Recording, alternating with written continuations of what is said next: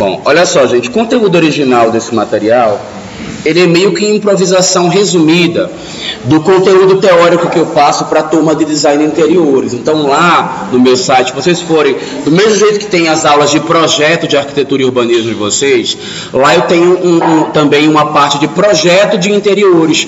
E lá o conteúdo é dado com mais densidade, tem mais detalhes, mais informações, que fala muito sobre alturas também, equipamentos de maneira detalhada, que não será cobrado de vocês aqui. Portanto, a gente vai fazer uma simplificação. Então, ao invés de uma aula de projeto de interiores, nós teremos uma aula somente de noções de layout de mobiliário para a parte residencial. Então, a gente está simplificando algumas compreensões para vocês. Lá a gente tem alguns conceitos interessantes que eu acho até bom comentar com vocês. A questão do projeto do interior, porque inclusive até o momento da gente redimir algumas dúvidas que vocês têm em relação à atuação de vocês enquanto arquitetos, a transição para um designer que talvez seja da interação de vocês. Gente, o fato aqui que acontece é o seguinte, ao longo dos anos, nós arquitetos, nós fomos um pouco irresponsáveis com o detalhe de certas coisas que abrangem a arquitetura. E até então não existia uma profissão que entrava na minúcia desse detalhe.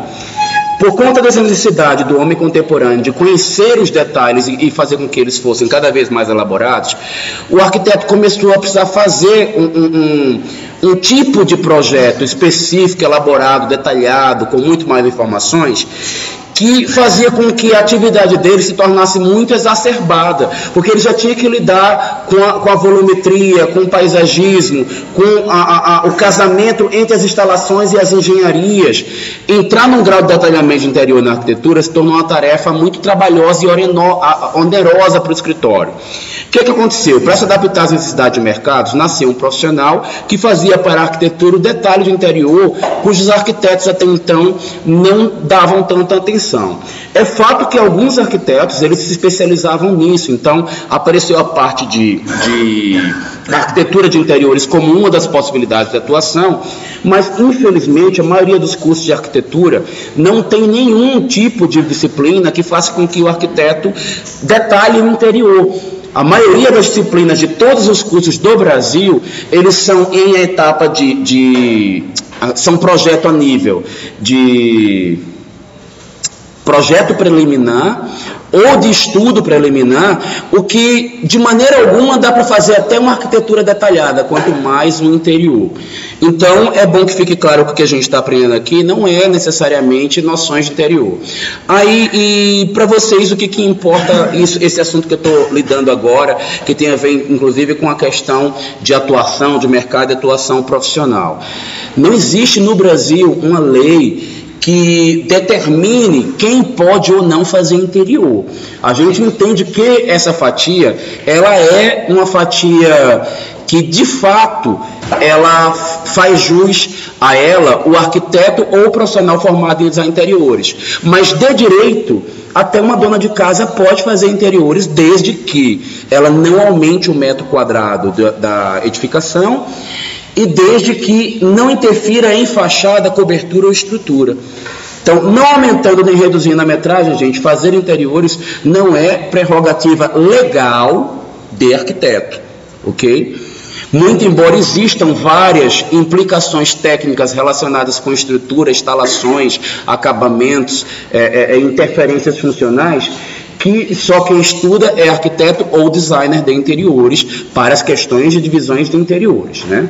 Bom, então isso era só um toque que eu queria dar para vocês, já que vai competir a vocês também estar se preocupando com isso enquanto arquitetos, e a gente está lidando com a questão de layout agora, na aula de hoje, que está relacionado com como que o espaço se comporta no seu interior, e é isso que vai importar para a gente, porque a gente quer jogar o layout do mobiliário. Algumas dessas noções a gente já começou a ter, então a gente estudou os aspectos funcionais, os aspectos copresenciais, climáticos, econômicos, uma série de outros. Bom, a gente está vendo aqui uma série de coisas que competem a um projeto detalhado de interiores. É uma realidade, gente, que ela não costuma fazer parte do curso de arquitetura, inclusive, conhecer esse monte de coisas. Quem tiver maior interesse em conhecer essas coisas todas aqui, pode entrar lá na aula de projeto de interiores, que a gente vai ver, vocês vão ver isso mais detalhado, mais explicado. Então, eu entro aqui na abordagem da vida do cliente, do perfil. Existem as pesquisas, levantamentos. O projeto executivo ele é uma coisa muito mais elaborada e muito mais volumosa do que um projeto de arquitetura, né? Eu acho que eu já devo ter falado para vocês que a gente consegue, num projeto, por exemplo, padrão de aprovação, em 4 ou 5 pranchas entregar um projeto de arquitetura. 4 ou 5 pranchas você mal consegue mostrar um estudo para um cliente de interiores. Normalmente um projeto de interiores se apresenta em 40, 50 pranchas. É por isso que um projeto de interiores no mercado é bem mais caro, não é porque a pessoa é super talentosa e faz tudo maravilhoso, bonito, não. É porque envolve uma quantidade de informações muito grande e dá trabalho pra caramba, e é projeto atrás de projeto. Bom, mas a gente está preocupado em entender como essas coisas funcionam. Bom, quem estiver assistindo essa aula em casa, no vídeo, vai se preocupar em primeiro assistir às aulas de aspectos, porque várias coisas que a gente vai ver agora, eu vou pular, devido a gente já ter estudado em aspectos funcionais, por exemplo, as principais atividades e como é que elas devem interagir. Nós estudamos isso, quem quiser revisar vai na aula de aspectos funcionais, vai entender como é que essas 3 subatividades acontecem. É que lá no curso de design, começa a se ver a partir da disciplina de projeto interior, né? Então a gente vê isso separadamente. E a gente já viu algumas coisas relacionadas com circulação, né? Nós vimos quais são os tipos de circulação que são adequados para cada uma, como é que a gente classifica cada um dessas subdivisões da residência. Vimos como que a gente pode dispor e quais são as consequências dessas circulações e onde que cada uma delas cabe de maneira melhor num tipo de ambiente ou de outro. Então a gente não vai rever isto, porque a gente já estudou lá em aspectos funcionais. Mas vai nos interessar, sim,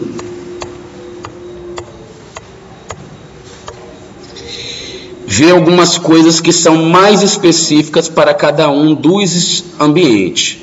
Bom, esses aspectos a gente tudo estudou, então vamos partir diretamente para a análise espacial de sala, que é uma coisa que principalmente aqui nessa turma, vocês estão tendo dificuldades por conta da metragem que foi passada para vocês, que é grande, né? Então vejam só, gente, sala, ele é o ambiente da socialização. Então o que acontece? Aspecto copresencial, ele manda na sala. Se você projeta a sala e não pensa em copresença em momento nenhum, você começou a conceber sala errado. Sala precisa ter gente interagindo, senão ela não é sala. Se você não colocar ela num bom ponto de axialidade, ou seja, os eixos de circulação principal da casa não passar por dentro dela. Se você não colocar um espaço fechado, que configure fechado. O que eu estou querendo falar em configurar, gente? Lembram de convexidade? Quando o ser humano está dentro do espaço e ele não se sente protegido pela sensação de contingência dele, ele tem tendência natural a entender que aquilo não é um espaço para ele ficar, ele tem que ser realmente fechado. Onde é que normalmente a gente cria uma sala que você não se sente protegido por essa sala? Quando você tem muito corredor, muito jardim e não tem parede limitando ele. Então o que acontece? Você não se sente protegido e a sensação de aconchego na sala, ela é reduzida. Então a convexidade é muito importante na sala. A construtividade, sala tem que ser abastecida de acessos, então você tem que fazer com que muitas portas converjam, estejam convergendo para ela. Sala, porta que vem do lazer, que vem do home office, que vem do home theater, que vem do quarto, que vem da cozinha, que vem de vários ambientes, é importante para fazer a vida social da sala acontecer. Atividades atrativas, bar, área de contemplação visual. A gente lembra que atividade atrativa como contemplação visual é a atividade atrativa mais fraca que a gente pode ter na copresença, né? Então a gente tem que sempre reforçar outras atividades na sala para que ela se torne interessante. E a gente viu a questão de alimentação, a gente viu vários outros lá na aula de copresença. Então, vocês vão começar a utilizar. Ter cuidado com a questão das barreiras. Toda área que você subiu ou desceu, você vai fazer com que a sala se torne menos usual, menos funcional. Então, isso a gente já estudou em copresença, volta lá nas aulas de copresença, para poder se tocar de maneira mais profunda sobre coisas que são boas ou não. Por quê? Se a sala é o local que mais precisa ter pessoas, é o local que a copresença tem que mais funcionar direito. Que é o contrário do quarto. O quarto já é invertido. Você tem que provocar situações no quarto onde a axialidade seja fraca, convexidade não, que você precisa ter uma boa... ele também é uma área de permanência, é o quarto, então é bom. Fora a convexidade, a constitutividade, a atividade atrativa, todas essas são elementos que não são do interesse de um quarto.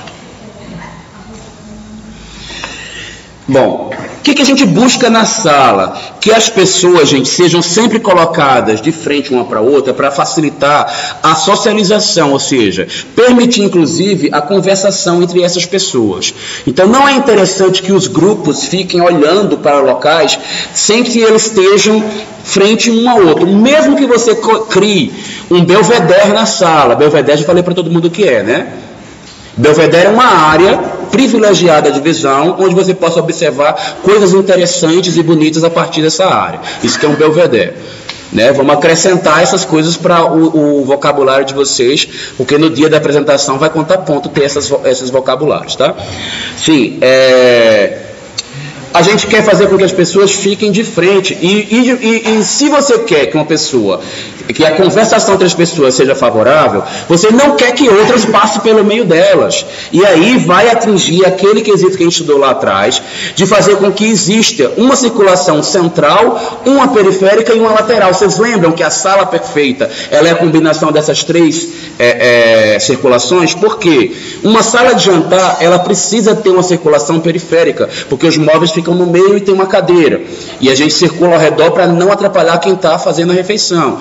A social, você tem que ter uma circulação central, porque as pessoas circulam ali no meio para interagir entre elas. E a lateral, para que todo mundo possa passar pelo lado da sala sem incomodar quem está ali no meio. Então, essa é uma situação ideal de sala.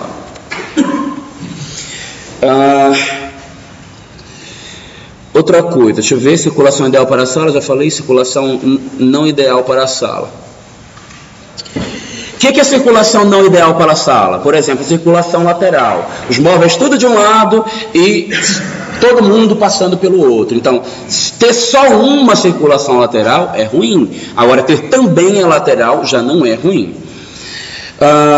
Vocês estão percebendo aí que nessa sala... Deixa eu aumentar aqui um pouquinho. E pior que eu não posso, porque quando faz isso, altera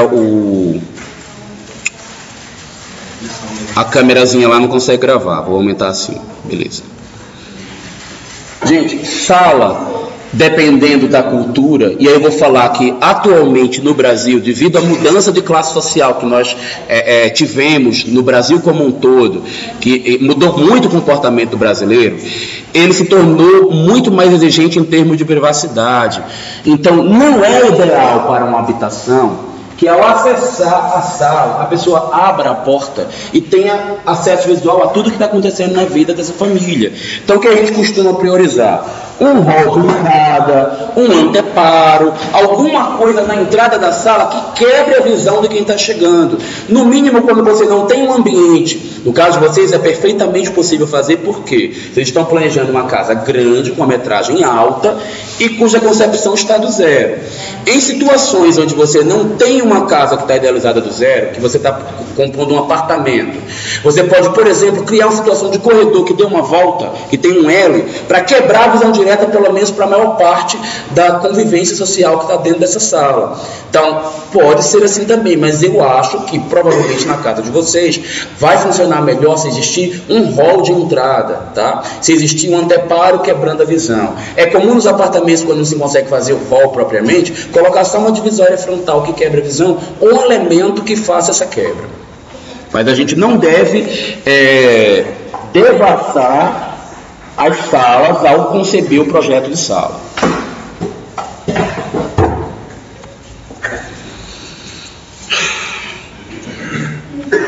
Então, coisas que são erradas no projeto de sala. Um único acesso para a sala, isso é péssimo. Sala, quanto mais acessos, melhor. Mas nos apartamentos, gente, apartamento não é situação ideal. Arquiteto de apartamento, ele está submetido a uma pressão muito mais financeira e imobiliária, mas é financeira de cunho imobiliário. Não é um custo-benefício na economia ideal, nem economia de dinheiro. É assim, o investidor imobiliário, ele tem um interesse econômico para um determinado perfil, para ter um determinado lucro, e ele impõe ao arquiteto. O arquiteto, você só pode isso e aquilo. O arquiteto faz a sala que não é a ideal para a convivência social, ok? E o fato de estar elevado nos andares vai nos dar limitações outras também, que você não pode botar a porta em qualquer lugar, senão você dá para a rua, cai lá, né? Morreu. Acesso que você fala acesso externo para a sala, não pode ter só um, ou a sala para acesso, digamos, para íntimo, para os outros ambientes? Tanto faz, se ele é externo, se é interno. Uma sala precisa ter muita constitutividade. Okay? Então, mesmo que eu só tenha um acesso externo ligado por incêndio claro, mas se eu tiver gravando essa sala para todos os lugares, os ambientes da casa, digamos, para o home office ou para o home theater, ou para o íntimo, já criou uma boa constitutividade, ok? Mas a gente vai ver que, por exemplo, no apartamento, às vezes seria interessante da sala ir para a cozinha, da sala ir para o corredor, da sala para várias coisas internas, e normalmente num projeto só tem um local e acabou-se, não tem outro, então isso é muito ruim. Aquele corredor que vai se abrir para os diferentes ambientes. Cruzar funções por dentro da sala não é bom. E a gente já sabe que não é bom porque a gente já parte da concepção do que é uma residência, né? Que tem aquelas 3 subatividades e não pode ficar cruzando ela. Criar atividades ambíguas, é você botar um banheiro lá que ele atende o íntimo, mas atende também o social, ou uma sala de TV ou um home theater, que você não sabe se é para uso da casa, do íntimo, ou se é da sala. Não está muito claro, porque aí você vai fazer barulho para quem está usando a sala. Aí interfere no quarto. Então essas coisas a gente tem que deixar bem claro. Fluxo interrompendo interação social, ou seja, botar a circulação bem pelo meio da onde está acontecendo 2 sofás, né? Às vezes a gente é obrigado a fazer isso, por uma situação de pressão, seja lá qual for, mas não é o ideal. A gente não está falando de cozinha, não vou partir para aqui agora.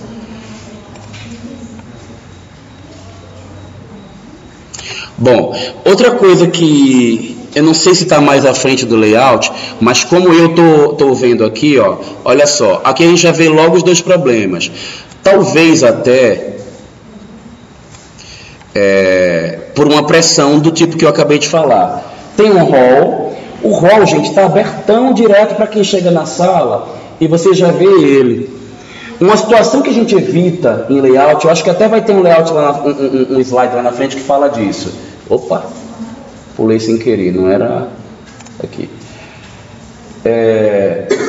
Além de não ser ideal que você abra e já veja tudo que está acontecendo aqui, também não é legal receber as pessoas com as costas de nada. Nenhum mobiliário deve ser colocado de costas para quem está adentrando no espaço. Isso não é só em sala. Em sala isso é mais grave.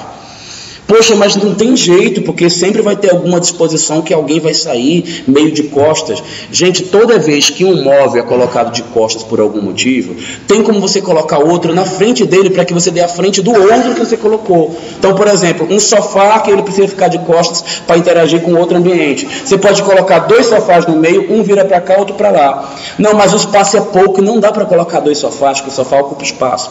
Gente, no mínimo dá para você colocar um sofá table. O que é um sofá table? Um aparador que se coloca nas costas do sofá, que aí você dá a frente do aparador para as pessoas. Mas obviamente que o idealíssimo é que na área social, quem está interagindo socialmente, por onde as pessoas chegam, estejamos no mínimo de lado para quem chega, porque nunca você pega uma situação de não poder interagir com quem está chegando na sala. É desagradável essa situação, tá? Então, tanto as pessoas quanto o mobiliário não deve ficar de costas para quem chega em ambiente, seja lá qual for ele. Na sala, essa exigência é mais pesada ainda, tá?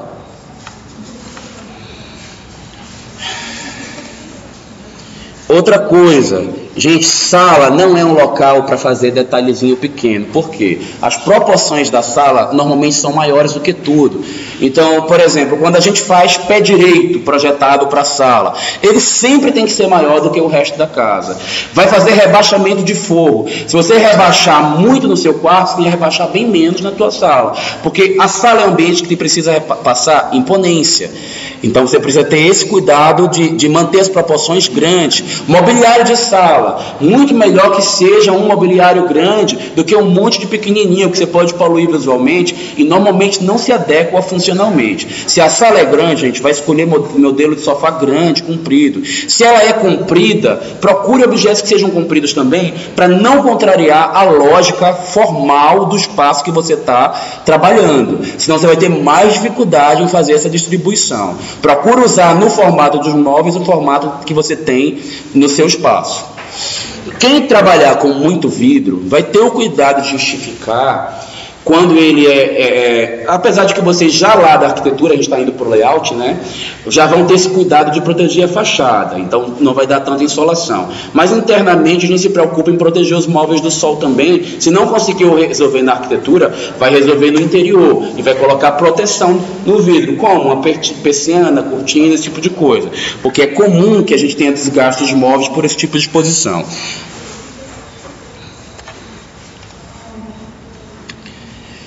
Então a gente normalmente, quando tem pé direito duplo, gente, a sala é importantíssimo que ela seja atendida por esse pé direito duplo.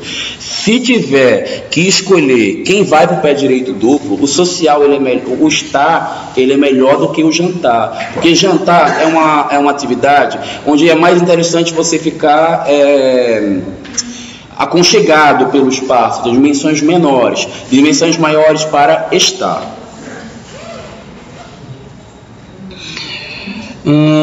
Então já falei, porta dessa área normalmente tem dimensão grande para obedecer a lógica também do espaço, tá? Tanto a porta quanto o mobiliário é maior na sala do que no restante. Não só é mais alto, é mais largo também. Largura boa para casa contemporânea, 1,30 m, 1,40 m. Largura comum de quarto, 70, 80, tá? Por que hoje o quarto está com 80? Se vocês vão medir na casa de vocês, a maioria vai ler com 70. Porque nós também estamos na era da acessibilidade. Os quartos já passaram a ser projetados com 80 para permitir que o cadeirante acesse o quarto dele, ok? Banheiro precisa ter 80 então para poder permitir o cadeirante. É bom pelo menos um banheiro da casa ter, tá?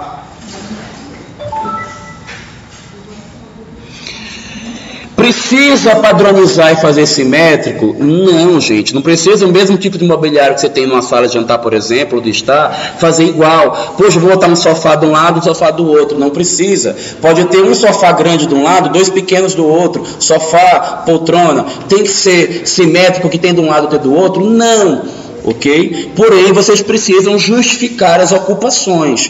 Se por um acaso você já atendeu com aquela quantidade, vai complementar com a outra coisa que não vai ser simétrico, tem que ter um porquê.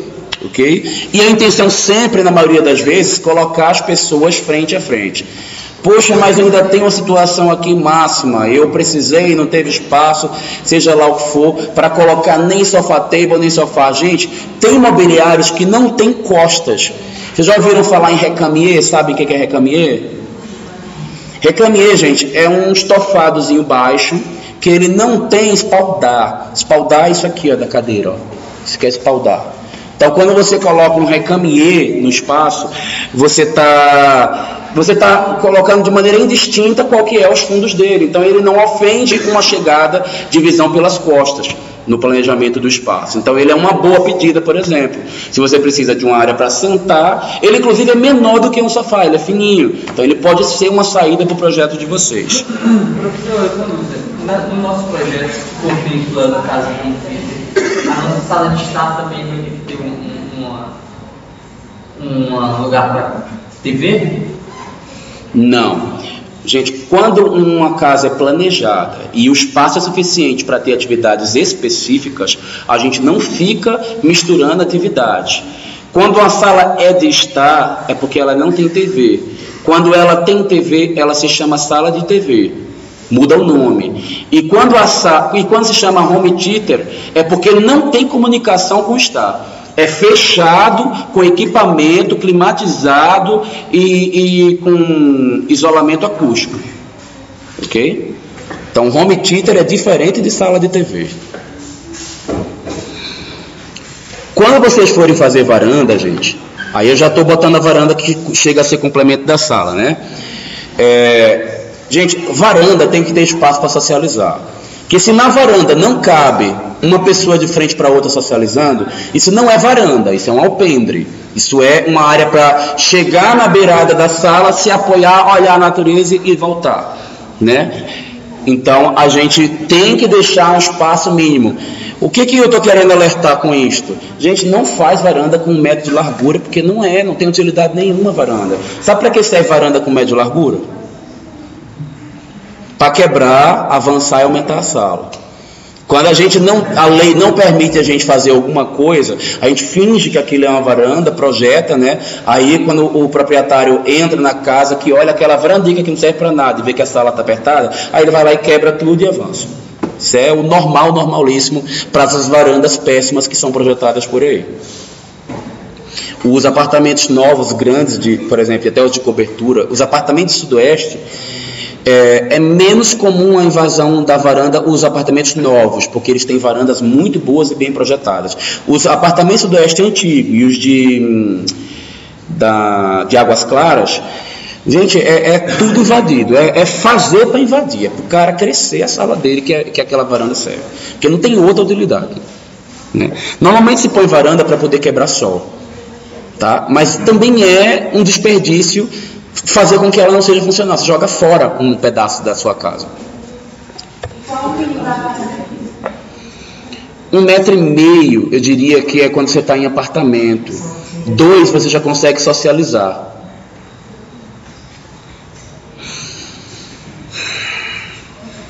Bom, isso aqui já são detalhes que não vão interessar tanto a vocês, porque já entra mais na questão de interior. Aí eu falava sobre a tendência do uso de cortina de vidro. Já ouviram falar em cortina de vidro e varanda? Hoje já está comum, né? Porque quando eu elaborei esse material, isso foi 10 anos atrás, 15, então cortina de vidro era um barato, era massa, não era todo mundo que tinha. Hoje popularizou cortina de vidro. É simplesmente aqueles painéis de vidro que correm e ele gira também. Então você pode encaixar tudo lá para o canto, deixar tudo aberto, depois fechar tudo de novo. Bom, para vocês é uma informação boa a mais que pode ser usada em projeto, mas... Já falei da questão da devassidade, né? Aí aqui... É porque eu não sei a ordem que está, eu estou com medo de nos slides não ter tudo que eu quero falar, mas a gente trabalha com esses anteparos, ou preparando o próprio ambiente. O normal é ter um espaço que quebre a visão. Quando não, a gente vem com anteparo ou com a divisória. Aí algumas situações, só para vocês terem um repertório um pouquinho maior de situações de anteparo, de visão. Não estou dizendo que eu acho bonito não, tá? Eu estou só aumentando o repertório de vocês. Algumas coisas aí, inclusive, eu acho muito feio. Muito ruins. Esse já está mais bonitão. Nossa Senhora. Vou nem falar nada, porque eu não conheço o autor. Esse aqui já é uma coisa que provavelmente não é numa residência, né? Mas o acesso está lá por trás dessa parede. Aqui a gente já está no ambiente.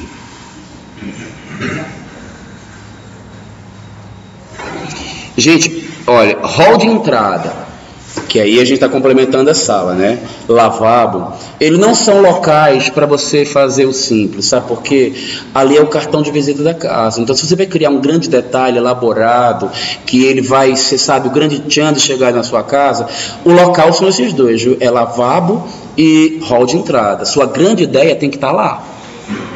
É ali que vai chamar a atenção, é ali que todo mundo vai ver, é ali que é obrigado você mostrar para as pessoas, então é ali que é o maior investimento. Você tem um material caro para usar, uma forma elaborada, uma forma que era o seu grande boom criativo, joga lá, porque é lá que as pessoas esperam que você use. E nesses locais, por serem locais de transição, é onde pode ter uma forma mais complexa, uma cor mais vibrante, um detalhe mais forte, que não vai pesar tanto na percepção.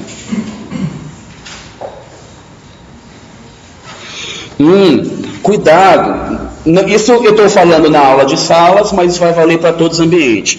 Tem que ter cuidado, gente, na disposição no layout, com os acessos a alguns equipamentos. É comum ver vocês pegarem um sofá grande, empurrar e encostar na janela. Não pode, porque você vai dificultar o acesso tanto à cortina quanto a abrir o próprio equipamento, abrir a janela. Então a gente tem que ter esse tipo de cuidado também na hora de fazer o lançamento de alguns equipamentos. Já falei da frontalidade obrigatória, né? Se a frontalidade desagradável em outros, não ter frontalidade desagradável na sala é mais forte ainda. Tem exceções, ó. Existem objetos, gente, como eu já falei, um recamier ele não tem frente, um aparador ele pode ser colocado nas costas de alguém para você mostrar as frentes dele.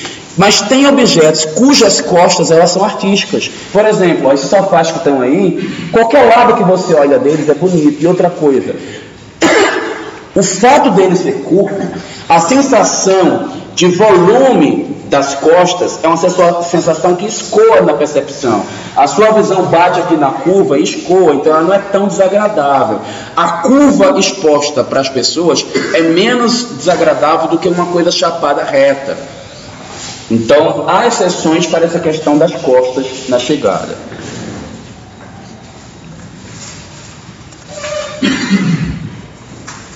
Olha lá, a questão que eu falei, ó, de ter o recamier, ó, não tem costas. Olha lá, outros exemplos de objetos que não tem costas. Essas poltroninhas aqui, por exemplo, ó, ela não tem espaldar. Aqui está um recamier, ó.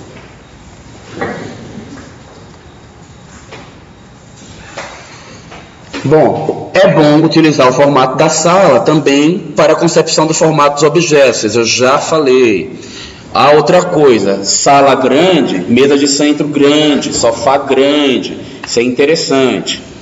Sala mais quadrada, vai buscar a mesa de centro quadrada, vai buscar objetos que aproveitem essa área. Quando você perceber que tem de alguma maneira uma dificuldade, gente, às vezes o tapete ele marca sensorialmente uma ocupação de espaço com poucos objetos. Então, às vezes, colocar poucos objetos e criar um tapete grande que demarque isso, ele dá uma sensação de preenchimento melhor do que aquele vazio. Então, tapete não é só frescura decorativa, não. É também um indicativo de melhoria na percepção da agradabilidade visual do espaço na percepção das pessoas. A mesa de centro se põe necessária? Digamos que para o perfil do cliente, que é o estudo de vocês, quando o perfil financeiro da família é muito alta, a mesa de centro é um objeto quase obrigatório, porque existem atividades acontecendo lá, ou existe uma necessidade de exibição de objetos, ou de guarda de objetos que eles já possuem, que a mesa de centro vai ser útil para isso. Um perfil financeiro de família avançado, eles já acumularam objetos ao longo da vida deles, então eles querem ter onde colocar esses objetos, ok? E a socialização de uma sala grande, sem a mesa de centro, causa um vazio que para um perfil elevado é entendido como desagradável. Só que quando você muda de perfil financeiro de família, inverte o papel. Mesa de centro, ela não pode ser uma coisa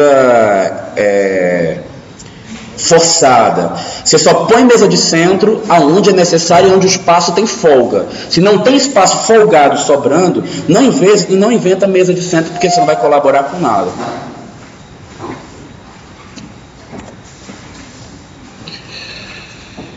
Se a sala é muito comprida, ó, vai distribuindo comprido também os seus móveis. Só que lembrando que aqui, ó, aqui não houve socialização. Esse projeto de sala está ruim.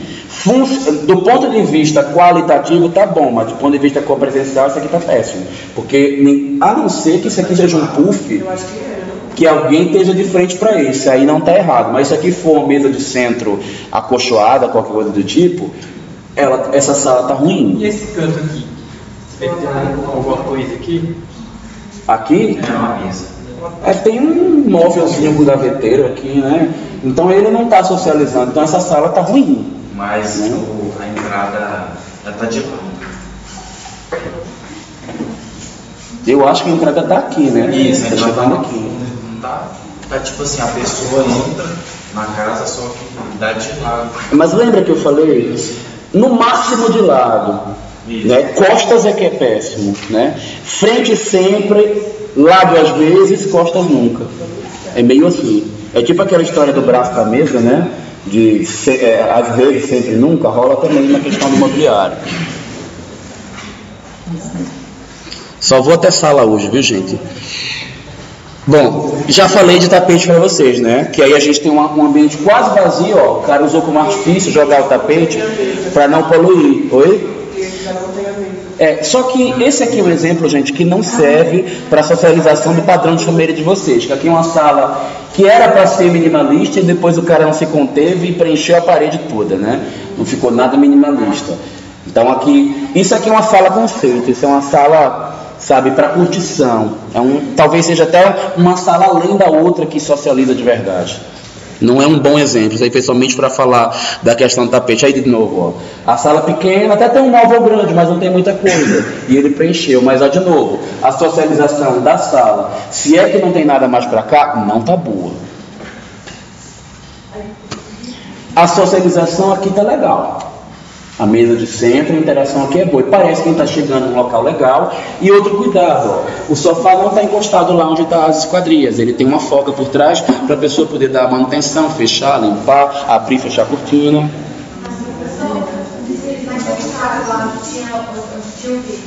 Se ele encostar a entrada ou as paredes de lazer quando ele voltasse, ia dar de costas. Seria ruim. Então você teria ou que prever um layout que virasse e não causasse isso, ou provocar um móvel que ia atrás desse sofá. Seja lá qual fosse. De novo a sensação do tapete. Só que essa aqui tá meio uma sala de TV, né? O cara ocupou só com um sofá e aí complementou a sensação visual com ele. Aí eu não vou falar desses detalhezinhos aqui, porque eles são detalhes que estão muito relacionados com a prática de interior, botar quadro, não sei o que. A gente não vai chegar nesse detalhe nessa disciplina que a gente está estudando. Então quem tiver curiosidade depois pode ler. Não vou falar de iluminação também, que não é o foco de vocês. Quem tiver curiosidade com iluminação, pode entrar lá na minha seção de iluminotécnica, que tem falando sobre iluminação não só de sala, de tudo, iluminação residencial. Aí fala sobre tudo isso aqui, que a gente não vai comentar na aula aqui de hoje. Isso aqui não vou falar. Deixa eu ver se tem mais conteúdo útil para vocês. Há uma tendência muito grande de concentrar elementos atrativos na sala e misturar atividades. Além de jantar e estar, as pessoas misturam home office no meio, misturam TV, colocam um bar, criam uma área de contemplação, fazem uma área para um hobby, uma ginástica, colocam piano, música, coisas desse tipo interagindo com a sala. Então, por exemplo, o home office está aqui, colocado no meio. Aqui já outro tipo, uma coisa mais com cara de biblioteca, né, na sala. A integração fazendo um bar, isso aqui é antigaço, nossa senhora. Área de contemplação, né, com visão para lá, para a área de lazer. Jardim de inverno no meio, né, aquele meio que trouxe a contemplação natural interna. Já a contemplação externa de novo aqui já é uma paisagem, já não é nem natureza, do tipo, não é o verde em si, o jardim. Mas então pode unir a sala com o office, alguma coisa assim? Há uma tendência contemporânea disto, quando o espaço não suporta separar os ambientes. Não é o caso do cliente específico de vocês. O cliente de vocês, ele pediu e te deu a liberdade de 800 metros quadrados. Então você não tem por que misturar. Você tem a possibilidade de ter tudo isso. Que você pode, por exemplo, abrir um jardim de inverno no meio, jogar um barzão no meio da sua sala. Nada te impede de ter um bar lá no meio. Tá? Porque, veja, aquele espaço que a gente tem lá é um espaço gourmet. É para você preparar um crepe, é para você receber uma pessoa e servir uma coisinha quente. É diferente de um bar que você está servindo bebidas. É outra coisa. Nada impede que o espaço gourmet também seja para bebidas, mas você pode ter ele à parte. Aqui um aquário, por exemplo, eu já projetei muita sala com aquário no meio como elemento de contemplação. Semestre retrasado a menina fez um aquário que ele era para sala, para um jardim que ela fez, para o quarto e para o lavabo. O mesmo aquário entrava nesses 4 ambientes. Era um só que todo mundo via os peixes. Imagine como é que a menina fez para o aquário também ninguém olhar para dentro do quarto. Ela criou um monte de coisas lá para fazer isso. Botou umas placas, anteparos e tal, quebrado. Foi interessante o projeto dela. Bom, a visualização externa, praia de lazer, é uma boa, atrativa. Não vou falar de quadros, que isso aqui não interessa a vocês. Um pouquinho mais de repertório. Cuidado, né, com esses seccionamentos aqui em L, porque os seccionamentos em L, eles tendem a gerar espaços côncavos. A socialização fica ruim. Agora, às vezes o L é proposital para quebrar uma atividade que está aqui, que é diferente da outra que está lá. Se não for esse o caso, cuidado com o L. Bom, a pena que aqui as proporções desses exemplos de repertório estão pequenos. Não vou falar desses efeitos aqui decorativos, que isso aqui também não é muito para vocês.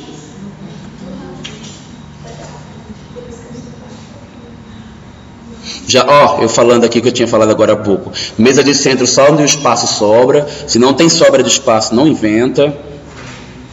Porque você pode fazer que nem aqui, que criou um problema.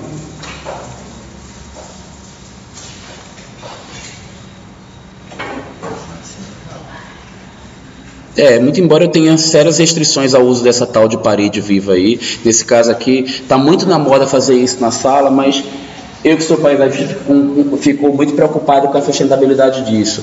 Planta quer dizer iluminação natural. Se a iluminação aqui não é natural, não vem de uma área envidraçada que traga essa iluminação, isso aí vai ficar dando manutenção o resto da vida. Vai morrer, você vai lá e põe outra, morre e põe outra. Então isso não é muito funcional não.